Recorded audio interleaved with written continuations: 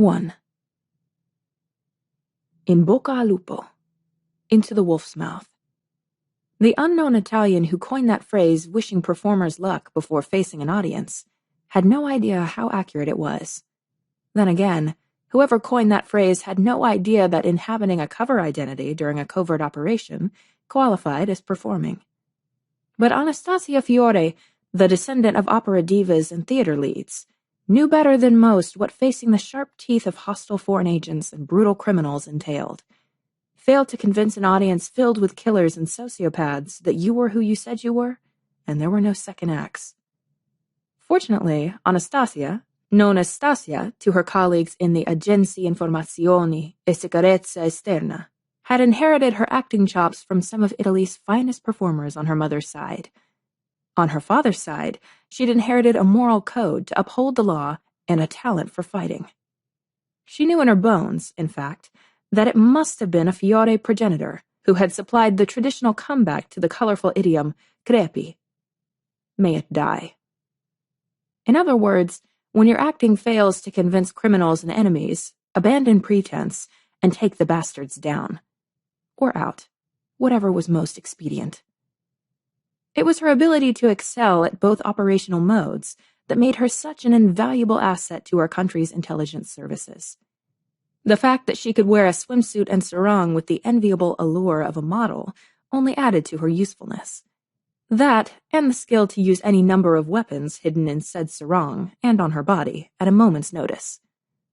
Yet, Stasia preferred to avoid violence.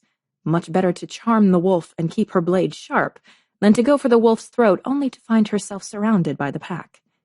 Much easier to outmaneuver an enemy than to outfight him, and much more satisfying. The key to adopting a cover identity was believing that your legend was an alternative you, without forgetting who you were in the process. The closer the cover identity to your real life, the better. In fact, the closer to your imagined life, the life you had dreamed about in your heart of hearts, was the ideal. This afternoon, as Stasia made her way to the bar pavilion at the Hula Hula Beach Club on the Croatian island of Hvar, she appeared to be nothing more than a beautiful, confident woman who had spent untold hours relaxing on the beach among other beautiful beachgoers. It was easy enough for her to play this role, because she was indeed a beautiful woman who had grown up on the coasts of Calabria. No one needed to know that the wealthy, refined woman that she seemed to be came almost entirely from her teenage imagination of being Sophia Loren's granddaughter. Looking at her, many of the older beach visitors might have been forgiven for thinking that she was indeed related to Italy's most famous film star. Stasia did what she could to encourage that perception. She wore her luxurious golden brown hair held back in soft waves by a silk scarf tied at the side of her neck. Her high, arched brows emphasized large almond-shaped eyes, which she'd lined with black before brushing black mascara on her naturally long lashes. Other than some sheer coral lip gloss, she wore no makeup.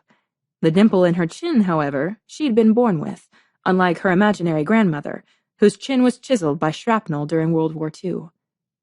Her swimsuit, a black one-piece with thick shoulder straps and a square neckline, added to her resemblance to the grand dame of the golden age of Italian cinema. However, Miss Loren never wore a miniature dagger hidden in a large crystal pendant, nor a garrote hidden in a sterling silver snake wrapped around her upper arm. And Stasia, smiling to herself like the Mona Lisa, thought that it was highly unlikely that the most beautiful woman in the world had ever strapped a Kel-Tec P-32 9mm handgun to her thigh, or hid a World War II era BC-41 fighting dagger in her tote bag. Then again, Miss Loren had never sought to infiltrate an Albanian art theft ring responsible for stealing a Rembrandt and a Renoir. The most dangerous men that Miss Loren had ever had to face in her career were love-struck leading men such as Peter Sellers, who'd grown so infatuated with his glamorous co-star that he'd left his wife for her. As Stasia strolled toward the Albanians in question, she felt a tingle on the back of her neck. Her stride never changed, but she glanced around. There was something about this tingle that was familiar. It had the same quality as the sensation that had danced along her spine a few weeks ago, when she'd been in Brigatenau, Vienna's 20th district, following up on a lead for a personal investigation. Perhaps she had her own romantic stalker. Stasia frowned at that thought. Of course she didn't. The irritating Elioud couldn't possibly be here at the same time as she was and watching her. But then, he was a Croat with angel blood. Although the crowds at the beach club had diminished since the high season of August, there were still plenty of people enjoying what had been deemed Europe's best island vacation. Stasia observed everything with the practiced thoroughness of a trained operative, all while looking as though she hadn't a care in the world beyond finding a seat where she could enjoy her cocktail, a Negroni. The classic Italian aperitivo featured orange-flavored Campari liqueur, gin, and sweet red vermouth, stirred, not shaken. So basically a lush, dark version of James Bond's martini, appropriate for an Italian spy on a covert mission. And the current mission required her to channel her inner bombshell to catch the eye of two bold con men who'd brazenly stolen famous paintings worth nearly 30 million euros from an Italian art dealer. They'd run a long con, meeting with the art dealer multiple times to negotiate a price, and then taking the paintings while he sat in a conference room, waiting for them to bring him coffee to enjoy as they finalized the sale. Stasia rather admired the nerve of these criminals. Their con was the dark side of her own exploits. That was why she was going to relish sending them to prison and returning the art to Italy. So when the Carabinieri Command for the Protection of Cultural Heritage, better known as Italy's Art Squad, contacted her boss and asked for her help, she'd eagerly agreed. Unfortunately, all of the tables near the Albanians were occupied. Fortunately, the closest and therefore most prime table seated 4 young men wearing unbuttoned short-sleeved shirts, swim trunks, and slide-on sandals. In front of them were 4 empty glasses. As she approached, one of the young men signaled to a waitress, wending her way through the lounge chairs overlooking the Adriatic. Stasia got to the table first. "Ciao," she said, smiling. She felt genuine warmth for these targets of her attention, and it oozed from her. They sat up straighter and smiled back. "Ciao." Croatians, better and better. Though there was a complicated history between her country and theirs, often Stasia could find and exploit a love, especially among younger Croatian men, for Italian culture. She shifted her stance slightly to highlight her curves, holding her Negroni almost level with her breasts. Her target's gazes tracked her movement. She smiled to herself. Of course, she defined the epitome of Italian culture that Croatian men loved. At that thought, a vivid image of Miro Kos flashed into her thoughts like lightning. There was a Croatian male who hadn't drawn any amount of affection from her, though there had been plenty of heat, of the annoyed and impatient kind. True, he hadn't seemed at all duped by her external charm. Perhaps that explained her very strong desire to throttle him. That, and the fact that he destroyed her surujin, a type of martial arts weapon consisting of a weighted stainless steel chain. A chain the infuriating Elioud had melted on their first meeting. Never mind that she'd wrapped it around his body during a street fight. Stasia shoved the memory away and focused on the men before her, whose eyes all looked a little glazed already, and not a little scared. She consciously let her irritation go. Perhaps they'd seen something of it in her expression. She aimed her smile at the man at the far side of the table and the closest to the Albanians. In that moment, she imagined that he was her beloved, and she bent to kiss him, her fingers sliding through the gray, frosting his temple. Reality intruded on her and threatened to break the spell she wove. She felt her smile dim. The young man did not have any gray hairs. No matter, she was a professional. What mattered whether it was affection or irritation that heated her expression? But her pace was off. She was in danger of losing her opening hook. "I am meeting a friend. I would prefer to sit out of the sun while I wait." She gestured at the thatched roof shading their table. Her smile grew, warmer than ever. "Would you mind very much that I join you?" The young man on the other side of the table, to whom she spoke, swallowed heavily and stood. "Please, sit here, I will stand."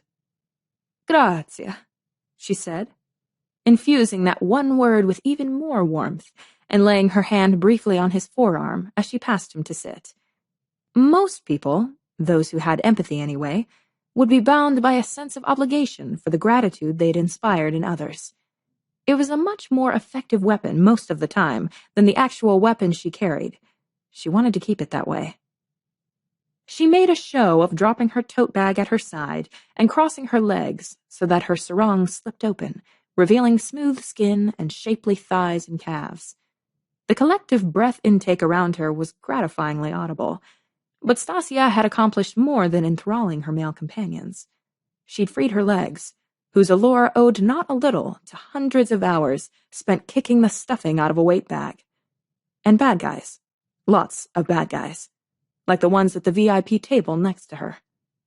Keeping said bad guys in her peripheral vision, Stasia lifted her Negroni in a toast to the Croat who'd given her his seat. Alla nostra, we have missed the crowds of touristas. She emphasized the word we, as though she were a native Croat. This spurred a round of comments to which she paid little attention. Instead, she discreetly tapped the almost invisible earbud in her right ear. She was blessed with acute hearing, but these earbuds from a friend at the American CIA had been programmed to match the speech frequencies of the Albanians, while muting those next to her. They also functioned as comms with the art squad, whose members waited outside the club for her signal. While she smiled at her newfound friends and murmured a few comments here and there, Stasia mentally reviewed what she knew about the Albanians in question. Brothers Abdil and Agron Dervishi had a thick file at Interpol, where they were suspected in more than 24 confidence schemes, ranging from selling substandard generic prescription medicines manufactured in the Ukraine to unsuspecting clinics in France and Germany, to hawking defective pacemakers produced in Poland to small hospitals in Italy and England. Until now, the Dervishi brothers had trafficked in shoddy fakes in the medical industry. Agron had been caught 4 years ago selling expired prescription contact lenses to an Austrian pharmacy chain and had spent the intervening years in prison. When he got out last April, he and Abdil had disappeared only to surface 2 weeks ago in northern Italy, negotiating a sham art deal worth 100 times more than their previous scams, and leaving them with the goods instead of the cash. It was a perplexing turn of events. Why would these con men switch their game at this stage? They had the contacts and the experience to handle harried hospital administrators and naive retail managers in small metropolitan areas. And the cons were endless as the variety and demand for all things health-related. As long as people got sick or needed help with the vagaries of life, there would be snake oil salesmen selling them false hope. The change in modus operandi suggested that the brothers had a new partner, or partners, with the means to move expensive and identifiable artwork stolen by more expendable thieves. The art squad believed that Abdil and Agron had come to Hvar to meet this canny partner and exchange the paintings for cash. The waitress that the Croats had signaled halted at their table. "What are you drinking?" The Croat next to her gestured with his chin towards Stasia's untouched cocktail. Unlike James Bond, she never drank alcohol while on a mission, but appearing to drink aided her cover at the moment. Just then, Agron spoke. "I don't trust this Ropker." Stasia almost winced at the crude Albanian slang for loser from the mouth of the older, harder-looking brother with the hawk-nosed profile. "He has kept us waiting too long." Aha! The art squad was right about the mysterious partner in crime. Stasia smiled at the Croat and leaned toward him, letting her fingertips touch his where they lay on the table. She held his gaze for a fraction of a second, suggesting that they had a connection. It allowed her to listen to Abdil's response. "You worry too much." The younger brother lifted his beer glass and drank. His file said he was something of a strutting peacock who, unlike his brother, wore designer clothes and paid hundreds of euros for his haircuts. As far as Stasia could tell, that assessment was accurate. "Negroni sbagliato, per favore." She blinked and looked down, tilting her cocktail glass. Let the Croat who had asked about her cocktail think that she preferred the bungled version with its bubbly Prosecco. It added to her innocuous image. Abdil went on. "Of course he is not trustworthy. Who steals paintings only to have a closer look? It is no matter. We will never let him or them out of our sight." He laughed. "Unlike that idiot art dealer." As Abdil finished saying this, his roving gaze intercepted hers. He sat across from his brother on a cushioned bench where he'd been ogling the beachgoers around him as they waited. Now, he trained that assessing look on her. Stasia controlled her reaction and returned his frank appraisal, lifting an eyebrow and inclining her head. As vain as Abdil appeared to be, she counted on him assuming that her extended regard signaled interest. While it was true that she was interested in him, it wasn't true that she found him at all appealing. He slouched, his shirt open to display a muscular, tattooed chest that seemed more courtesy of hours in a gym than due to hours in honest physical labor, or honed against a sparring partner or opponent. Unbidden, an image of Miro, dressed in a tight black t-shirt, unshaven, and with shadows under his arctic blue eyes, overrode Abdil Dervishi's smirking, well-groomed image. For a moment, Stasia recalled the muscular strength of the Elioud lieutenant's body, as he restrained her from assaulting him more than once. She'd seen him fight Bogomili, minions of a dark angel who killed with a wicked dagger called a sabulam. Miro had earned every single hard plane and clear definition on his sculpted frame. Stasia blinked, and Abdil came back into focus. To her amazement, he no longer smirked. Instead, he looked filled with longing. He straightened and stood, his regard locked onto her. Showtime. Apparently, she'd managed to capture Abdil's attention without actually performing. Agron's disbelief bellowed through Stasia's custom-tuned earbud. "What are you doing?" he asked, as he swiveled to look at the object of his brother's stare. "We are not here for you to find a woman." Abdil ignored his brother and crossed the few meters between him and Stasia. He stopped and openly scrutinized her from head to toe, his bold study lingering on her breasts and exposed thigh before returning to her face. Stasia quelled the irritated nausea his examination had caused, and, picking up her cocktail, tilted the glass so that the liquid touched her lips. She smiled and said nothing, again imagining that she was the Mona Lisa, enigmatic and coy, a woman he would be compelled to know. "Signora," he said, impressing her with his ability to discern her nationality, but not with his rough accent. "Join me. I will take care of you the way you are meant to be taken care of." As he said this, he let his gaze slide over the Croats, who had stopped talking and bristled at his tone. Stasia sensed a microcosmic shift in their posture, a spike in their breathing, and an almost measurable rise in temperature. She sighed. She didn't need a fight to ensue to prevent something that she had orchestrated. Her ability to charm her targets had its drawbacks, and one was that sometimes they didn't want to let her go. She turned and smiled at the young men. The tension eased. They relaxed. "Thank you, my friends, for sharing your table with me. I have enjoyed making your acquaintance." She stood and watched as their gazes devoured the movement. "Alla prossima." An encouraging promise, until next time. But there would be no next time. Then, remembering that she was walking into the wolf's mouth, Stasia bent, lifted her tote, and, tossing her hair, slid it onto her shoulder. She stepped next to Abdil, whose gleaming eyes and shoulder-length dark hair were definitely lupine. Agron glowered behind him. "Crepi," she prayed, raised her chin, and let Abdil guide her toward the cushioned bench. Like a warning, the tingle she'd felt earlier returned as a sharp jolt down her spine. Stasia channeled the frisson of awareness into the smile she aimed at Abdil when he slipped his fingers under the straps of her tote to carry it the few steps to his table. The man blinked, looking dazed, and his gait hitched. She didn't know if the maddened Elioud somewhere in the vicinity meant to throw her off her game, but she welcomed his observation of her performance.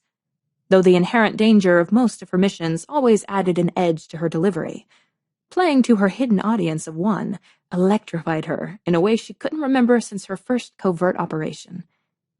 Unexpectedly, knowing that Miro watched somewhere nearby comforted Stasia as Abdil sat next to her, dropping a heavy arm across her shoulder. She was used to operating alone, except for when she teamed up with Olivia Markham, then a CIA officer, to rescue a group of women held as sex slaves by a Serbian arms dealer. Olivia had also recruited Alzbeta Cherna, an officer in the VZ, the Czech military intelligence, to help her with other off-the-books rescues. In the succeeding 2 years, they had grown as close as 3 women from different countries and in different, sometimes competing, intelligence organizations could. In fact, she counted Liv and Beta as her 2 closest friends who would come to her aid without stopping to ask questions. Nevertheless, Stasia relied on herself for her official missions. Now, inhaling the heavy musk Abdil favored, laced with his sweat and favorite Albanian foods, she recalled Miro's complex scent of bergamot and ash, leather and sage, and it hit her. As vexing as the taciturn Elioud warrior was, she knew in her bones that he'd have her back, whether or not she'd asked him. For the first time outside of her friends, Stasia felt as though she had a safety net during a dangerous operation. She shoved that feeling aside and focused on Abdil. Twisting toward him and refusing to inhale through her nose, Stasia put her right hand on his chest and smiled, ignoring the feel of his hot skin. Time to ease out on the tightrope. Bello, per favore. I have left my drink behind with those pasticcinos. She refrained from cringing as Abdil squeezed her tighter against his side at her flirty usage of Italian endearments. It surely helped that she'd chosen ones that aligned with his views. He was handsome, and her former table-mates were indeed nothing but puppies. Agron, growing impatient, leaned across the table. His sharp gray gaze speared her. Stasia felt ice slide down her spine. Here was one who wouldn't be charmed, no matter how she smiled. You do not belong here. We are waiting for a business partner. What harm can it be for her to have a drink with us while we wait? Abdil asked, cajoling. And what does it matter if the American arrives before we are done? I'm sure he appreciates beauty as we do. To Stasia's surprise, Agron seemed to relent and sat back. So, the hawk-faced criminal could be charmed by his younger brother. Besides, Abdil said, leaning forward as if to conspire with his brother, she will be a useful distraction. Agron scowled and said nothing to this, simply lifted his beer and drank. An American. It wasn't much, but it was more than the art squad had managed to discover before this. As Abdil raised his hand to beckon the waitress, Stasia edged farther out over dangerous territory. Americans. They have no culture. They cannot tell a Bellini from a Bernini. She waved her hand dismissively. A threatening glint lit Agron's gaze, but Abdil sat back and laughed. Signora, all Italians have art in their blood. It is to be expected with so much of it around you. But you speak as if you know more than your typical Italian, Agron said. It sounded like an accusation. After a few minutes with the Dervishi brothers, Stasia had a pretty good idea which brother had pulled off conning the art dealer, and why Agron had gotten caught selling bad contact lenses. His hostile wariness set off internal alarms in anyone dealing with him. He might be paranoid, but he wasn't wrong to be in her case. She would have to tread carefully around him. I am guilty, she said, subtly addressing his suspicions head-on, and accepted the cocktail that Abdil had finagled for her from the waitress's tray. How kind of him, she thought sarcastically. It looked like it tasted blandly sweet. I teach art history and Italian culture at the Università Cattolica del Sacro Cuore in Milan. Many of my students are exchange students from the United States. The gleam in Agron's eyes turned speculative. Perhaps you are right, he said to Abdil, and our American friend will appreciate your little Italian beauty and her art knowledge. Abdil nodded and sipped from his beer. Looking at Stasia, he asked, Signora, what do you know about Rembrandt and Renoir? Stasia's heart began to beat faster. No turning back to a safe perch now. Rembrandt was a prolific Dutch artist of the 17th century. He never studied in Italy, But the Italian Renaissance painter Caravaggio influenced him indirectly. Renoir was a French Impressionist painter who celebrated beauty and feminine sensuality. Both these artists are known for how they paint the quality of light and their interest in ordinary subjects. Their paintings are worth millions of euros. She paused. Surely that was enough to establish her bona fides with these two. But I am far from an expert on these artists. The brothers shared a look. Abdil grinned. See, you worry too much. Every man is the smith of his own fortune. She is going to help us negotiate a better deal.